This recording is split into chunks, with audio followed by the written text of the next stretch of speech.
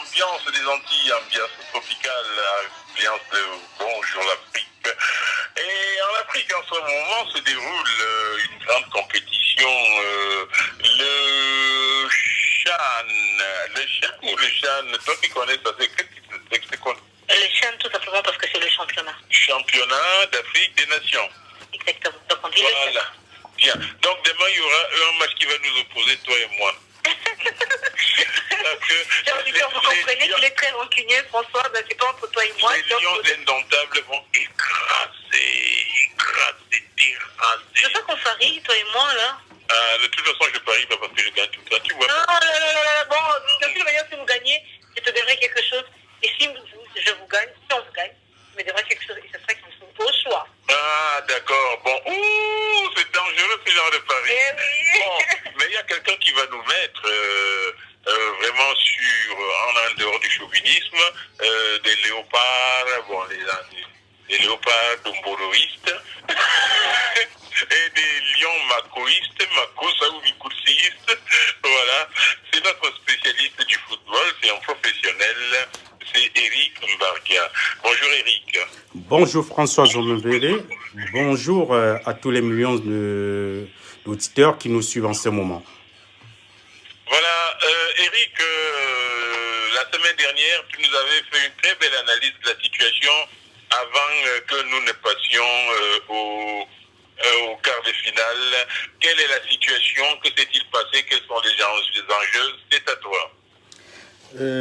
Une fois de plus, merci.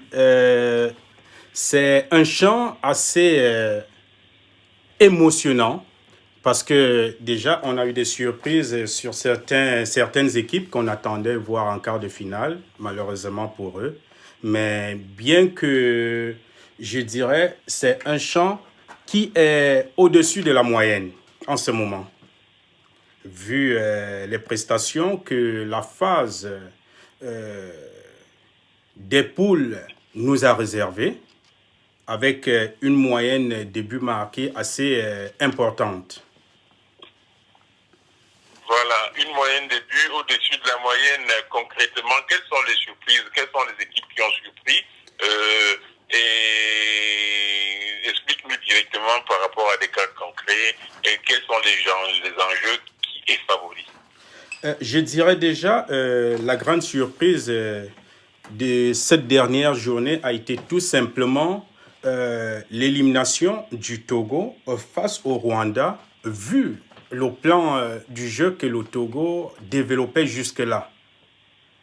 Et quant au Maroc, détenteur du titre, je vais dire, le jeu du Maroc à la dernière journée a été assez élevé, vraiment élevé, digne du titre qu'ils ont en ce moment. Voilà donc, déjà les deux grandes surprises. Reste parmi les favoris. Oui, jusque-là, on a les deux favoris que je ne manquerai pas de dire. Bien que les autres ils développent un bon jeu, mais les deux favoris en ce moment sont le Maroc et la République démocratique du Congo. La République démocratique du Dombolo. Voilà. Bon, c'est à toi. Donne-nous tes analyses par rapport à ces quarts de finale. Alors déjà, vu depuis 2009 que le chant a débuté, je dirais déjà c'est des quarts de finale que notamment il est assez compliqué de parier sur le vainqueur parmi les équipes qualifiées. Pourquoi? Parce que jusque-là, on retient que le niveau de jeu de ces équipes est presque le même.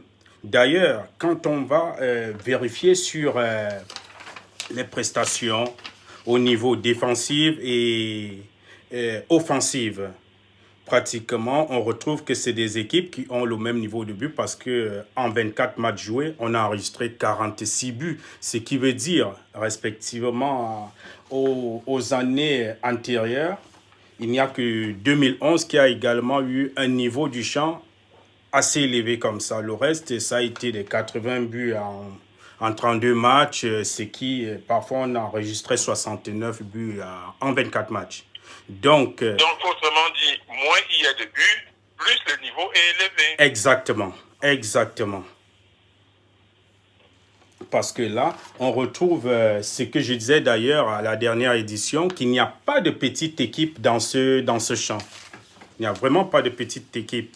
Parce que on a vu, par exemple, malgré la victoire du Maroc, une première mi-temps où le Maroc a eu suffisamment du fil à retordre. Face à quelle équipe? Face à l'Ouganda. Ça veut dire déjà quand on revoit les années antérieures, quand on parlait football, on ne comptait pas trop l'Ouganda comme un pays. Exactement.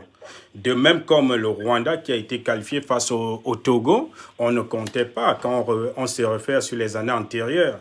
Ce qui veut dire que le football local africain est en bonne voie de développement. Et si seulement les pays africains apprennent à mettre suffisamment de moyens au niveau des structures, au niveau des encadrements, et j'en passe. Là. Voilà, il faut peut-être rappeler aux auditeurs qui ne connaissent pas tellement la différence entre la Coupe d'Afrique des Nations et le championnat d'Afrique des Nations, c'est que ce championnat n'a pour acteurs que des joueurs locaux. Que dans les équipes africaines, des équipes africaines, il n'y a pas des joueurs étrangers, il n'y a pas de professionnels qui viennent d'Europe ou d'ailleurs, n'est-ce pas? Oui, j'affirme, c'est un championnat réservé uniquement aux joueurs locaux. C'est-à-dire pas de professionnels. Même ceux qui jouent dans d'autres pays africains n'ont pas le droit de participer à ce championnat. Donc, exclusivement qui joue dans son propre territoire. Voilà. Et est-ce que ça ne pose pas... Tout le monde croyait que c'est les joueurs qui viennent de l'étranger, c'est les joueurs professionnels qui apportent souvent un certain rythme aux équipes nationales. Ce n'est pas tout à fait le cas. Toi-même, tu connais la question, joueur professionnel comme tu l'as été. Oui, je dirais, il y a une petite différence, tout simplement. Bon, quand j'appelle petite, c'est au niveau mental. Certes, vrai, il y a d'autres enjeux au niveau professionnel, à savoir déjà les structures professionnelles qu'un joueur professionnel a à l'extérieur, il n'a pas ça dans son propre pays, à savoir les stades d'entraînement par exemple. Là, on est en train de jouer un championnat, je vais dire officiel, il est officiel, un championnat FIFA.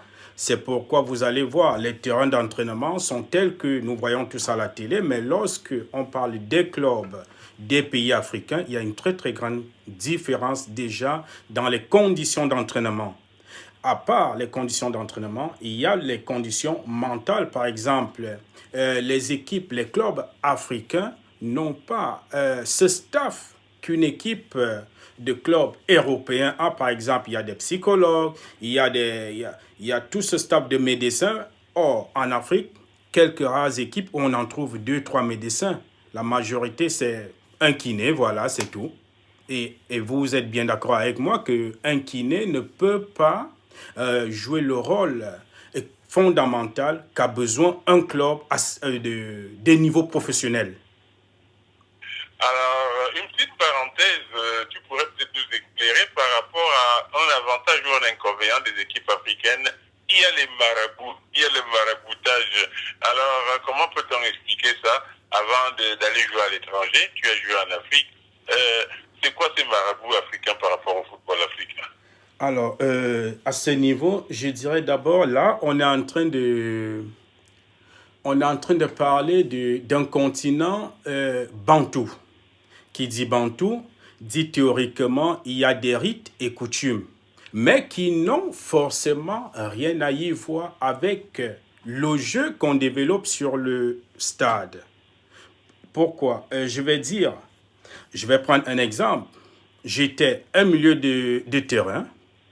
Le marabout, c'est pas, je sais pas, l'écorce d'arbre qui va me donner, je sais pas où, qui ira donner la performance que je donne sur le stade. Il faut bien que je m'entraîne. Il faut bien que je sois au niveau du rendement qu'on a besoin au stade.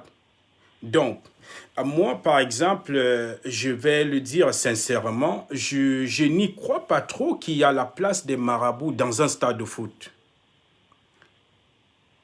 Je le dis On voit sincèrement. par contre aussi souvent, je dis par contre, les joueurs d'Amérique latine, du Brésil, beaucoup de joueurs, avant d'entrer sur le terrain, ils font le signe de croix. Après avoir marqué un but, ils s'agenouillent, ils lèvent les bras au ciel pour remercier Dieu. C'est psychologique, c'est... Alors, je vais déjà dire, ayant même fait un tour en Amérique latine, précisément au Pérou, où j'ai joué là-bas, théoriquement, tout va, parce que ce soit le Dieu, que ce soit des marabouts, tout tourne au niveau de l'énergie. Ça veut dire quoi? Ça veut dire, ce signe que tu fais, c'est l'énergie que tu crois.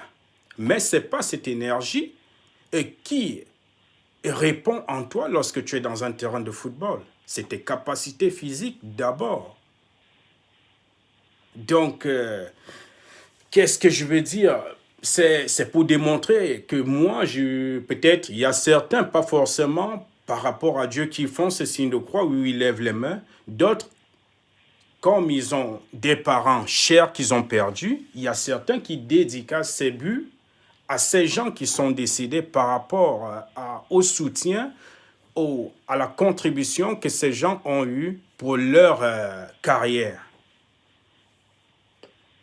Voilà, on va se retrouver le temps d'une chanson. Il y a à Yaoundé, en Kouaban, des fidèles auditeurs qui nous suivent, qui m'ont demandé cette chanson et qui te disent bonjour à toi, Eric. On l'écoute.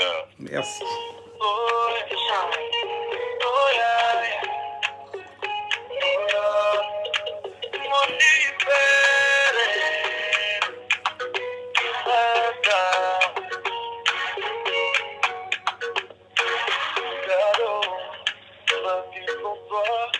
Pas de temps, tu es mon cadeau.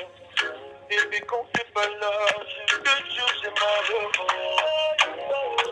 J'arrive plus à décoller, j'ai calot. Allez, à jamais je te veux, y'a ma foi de vie. Et toi, t'es peur et t'es troublé. Heureux de toi, ma femme. Dans mon palais, qu'elle a l'extérieur.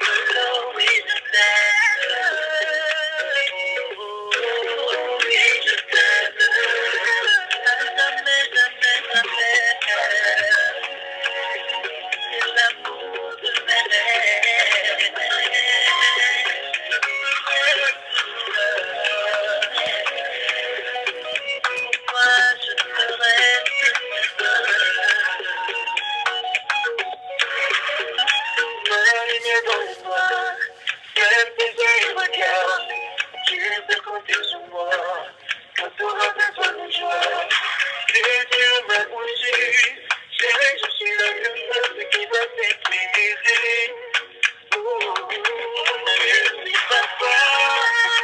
Je manque les mots pour dire combien tu fais ma joie. Pas de voix. Je vais m'améliorer. Je donne de l'eau.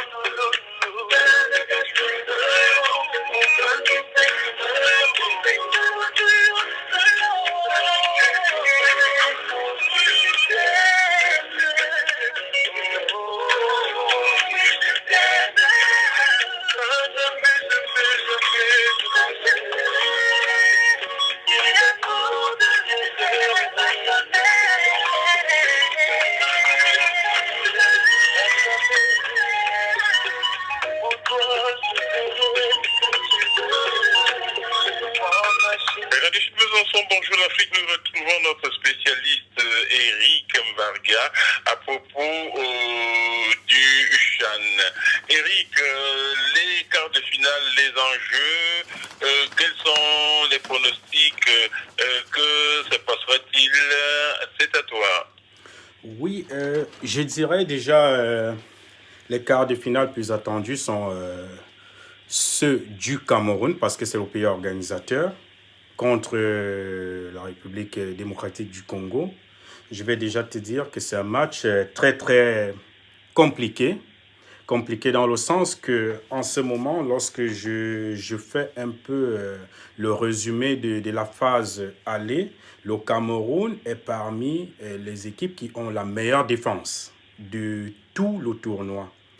Et ce ne sera pas évident. Mais sauf qu'il a noté que le Cameroun, depuis la création de ce tournoi du CHAN, n'a vraiment pas été une équipe assez offensive au niveau de marquer les buts. Pendant ce temps, on a une équipe du Congo qui est mûrement préparée à tous les niveaux, bien qu'il n'occupe aucune place en tête au niveau, que ce soit le plan offensif que le plan défensif, mais étant une équipe, on va dire, au milieu du rang, en général, mais c'est une équipe assez préparée techniquement et tactiquement. Donc, c'est un match qui va se jouer plus sur la maturité et l'expérience Cameroun-Congo.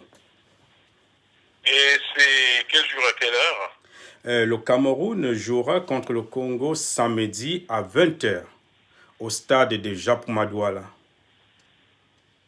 Je pense que c'est la première fois que les Lions Indomptables se déplacent. Les deux premiers matchs, ou les trois, je ne sais pas, ont été à Yaoundé, non? Oui, les trois premiers matchs se sont joués à Yaoundé. Et là, il y a, je pense que c'était hier ou avant-hier, je suivais. Il est bien vrai, les gars, ils se plaignaient un peu de la chaleur, mais ils ont rassuré que malgré cette chaleur, ils mettront tout ce qu'il faut, tout le paquet qu'il faut pour gagner ce match. Eh bien, beaucoup sont en train de se demander comment des Africains jouant en Afrique peuvent se plaindre de la chaleur. Des autres demi-finales. Alors, on a cette quart de finale qui va opposer... quart de finale, pardon. Oui, ça va opposer le Mali à cette équipe de... Je ne l'ai pas en main, mais je crois bien que c'est le deuxième quart de finale est également assez enlevé parce que ce sont des gars assez préparés aussi, tels que le Mali il est. Donc, je vous le donne d'ici quelques secondes. En attendant, je recommande déjà comment est-ce que le plan est compliqué également pour les Maliens parce que ils ont été premiers du groupe contre le Cameroun. Mais c'est un tournoi qui n'a pas de certitude. Il n'a vraiment pas de certitude. On ne peut pas dire, on est sûr à 100% que cette équipe va gagner, vu les surprises, même avec des équipes qui ont perdu. Parce que ce n'est pas seulement les équipes qui sont passées au deuxième tour qu'on a eu des surprises. Par exemple, comme je disais au début, le Maroc est en train de retrouver son niveau de jeu, alors qu'au départ, ce Maroc, il peinait pour retrouver le rythme de la compétition. Donc, ce qui démontre déjà que ce n'est pas parce que les autres ont été éliminés que forcément ce sont des équipes faibles.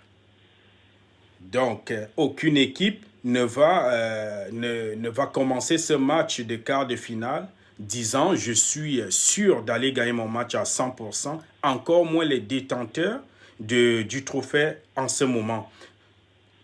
Donc, on aura Mali-Congo à 17h à Yaoundé pour le samedi. Et il faut préciser Congo, les Diables Rouges, Congo-Brazzaville. Congo-Brazzaville, J'ai une précisément. Congolaise de politique qui me regarde en disant est-ce que mon équipe joue 2 fois. Congo-Brazzaville. Congo-Brazzaville. Nos petits frères. Mais, disons que les Congolais sont quand même très bien démarqués dans ce... Il ne faut pas oublier que nous avons eu beaucoup de joueurs atteints de la Covid-19. Ah, En d'accord. dépit de ça, on a quand même pu se frayer un chemin. Avec toute humilité, bien sûr. Très bien. Ça, c'est une léopard qui passe. Ah oui, ça se ressent. C'est intéressant. Bien. La conclusion, parce qu'il nous reste 3 minutes. Ok, on a pour deuxième quart de finale dimanche, déjà le Maroc contre la Zambie à 17h et Rwanda-Guinée à 20h. Voilà les combinaisons des 2 quarts de finale que nous aurons samedi et dimanche, sans toutefois oublier que là, de tout le tournoi, on a comme meilleur buteur le Guinéen Yacouba qui a 3 buts. Et le reste, ils sont à 2 buts, qui sont 8 meilleurs buts, deuxième meilleur buteur, on va dire, où on retrouve le défenseur central camerounais Salomon Banga. Salomon Banga, un défenseur qui va marquer 2 buts du match de suite. On se retrouvera donc vendredi prochain pour la suite. Et là, ce sera peut-être les demi-finales qui seront en jeu. Oui, je pense bien qu'on sera en phase soit fin de demi-finale, préparation de la finale, soit exactement en demi-finale. Très bien. Bon, Eric, merci beaucoup pour ton éclairage par rapport à ce CHAN. Merci. Est-ce qu'il y a un mot des léopards? Je souhaite déjà... des léopards féminins d'ailleurs. Oui, je pense que oui. François, tu nous prends pour qui? Tu sais qu'on a un peu de... J'ai juste demandé. Moi, avec toi, je suis quand même un tout petit peu sur la défensive. Donc, comprenez-moi, cher auditeur. Je ne suis pas violente, mais avec François, je fais attention. Bon, alors la preuve, donne-nous le nom d'une joueuse. Tu sais très bien que tu mourras, François. C'est toi qui as commencé, hein. Bien. Merci beaucoup, Eric. On se retrouve la semaine prochaine. Dans quelques instants, nous allons recevoir une grande dame du cinéma, Marie-Stéphanie Adjonge, et son nouveau film. Merci à vous. Au revoir.